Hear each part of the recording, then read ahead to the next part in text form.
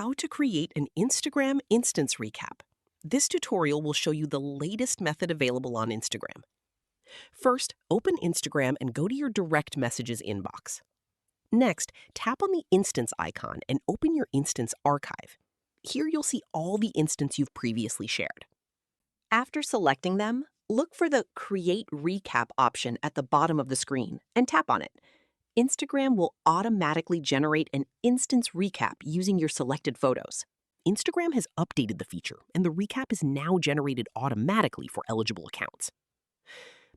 If the recap still doesn't appear, make sure your Instagram app is updated to the latest version, and try again later, as new Instagram features are released gradually and may not be available to everyone at the same time. That's it.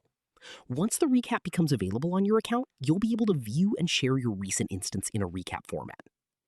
If this tutorial helped you, don't forget to like this video and subscribe for more Instagram tips, Instagram updates, and social media tutorials.